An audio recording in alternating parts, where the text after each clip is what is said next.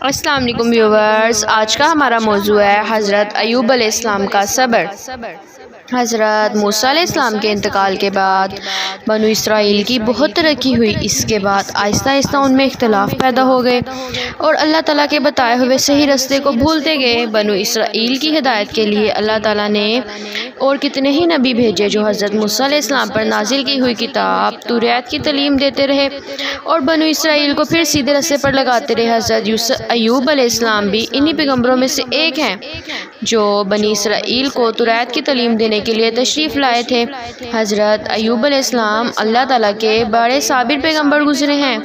آپ کا ذکر بھی کئی جگہ قرآن مجید میں ملتا ہے۔ آپ بڑے ہی مالدار خوشحال تھے اور آپ کی بہت سی اولاد تھی۔ آپ اللہ تعالیٰ کی ان نعمتوں پر ہر وقت شکر ادا کرتے تھے۔ ہر طرف خوشی ہی خوشی تھی، رنج و غم، فکر، اندیشے کا کہیں دور دور تک نام و نشان نہیں تھا۔ آخرکار آپ کی آزمائش کا وقت آ گیا تاکہ اللہ تعالیٰ کے سچے بندوں کی نشانی رہتی دنیا تک قائم رہے اور صبر و شکر کی مثالیں ہمیشہ زندہ رہیں۔ اللہ تعالیٰ نے ایک ایک کر کے اپنی نعمتیں واپس لینا شروع کر دی۔ مال، دولت، باغات، سبزہ زار، کھیت، مکانات، جانور، اولاد سب کے سب رخصت ہو گئے اور آخر میں صحت نے بھی جواب دے دیا۔ بدن میں کیڑے پڑ گئے، سارا بدن پھٹ گیا، مگر آپ ان سب مصیبتوں پر بھی اللہ تعالیٰ کا شکر ہی ادا کرتے رہے۔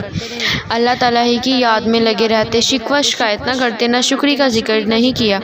صبر کی بھی ایک حد ہوتی ہے۔ جب اس کا پیمانہ لبریز ہو گیا تو انہوں نے اپنے رب کو پکارا اور فریاد کی، مجھے شیطان نے رنج اور تکلیف پہنچا رکھی ہے، تو میرے حال پر رحم کر کہ تو ہی سب سے زیادہ رحم کرنے والا ہے۔ آخر اللہ تعالیٰ کو ان کے حال پر رحم آیا۔ اس نے حکم دیا کہ تم اپنے پاؤں سے زمین پر ٹھوکر مارو۔ ٹھوکر ماری تو ایک چشمہ نکلا۔ اس پر اللہ تعالیٰ نے فرمایا کہ تمہارے نہانے اور پینے کے لیے ٹھنڈا پانی موجود ہے۔ جب وہ اس پانی سے نہائے اور اس کو پیا تو ان کی تمام بیماریاں دور ہو گئیں۔ اس کے ساتھ ہی اللہ تعالیٰ نے یہ بھی احسان کیا کہ ان کو پھر تمام نعمتیں اور برکتیں بھی دی اور بیوی بچے بھی عنایت کیے۔ بے شک حضرت ایوب علیہ السلام بڑے صبر کرنے والے تھے۔ کیا ہی اچھے بندے تھے جو ہر بات میں اللہ ہی کی طرف دوڑتے تھے۔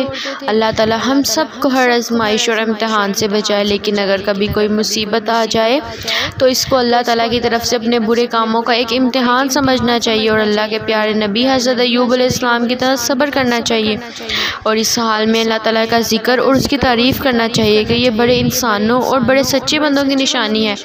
اللہ پاک ہم سب کو صبر و ثبات اور ہر حال میں اپنے مالک حقیقی کی تعریف کرتے رہنے کی توفیق عطا فرمائے، آمین۔ اگر آپ کو یہ ویڈیو اچھی لگی تو لائک کریں، شیئر کریں، کمنٹ کریں اور سبسکرائب کریں۔ شکریہ۔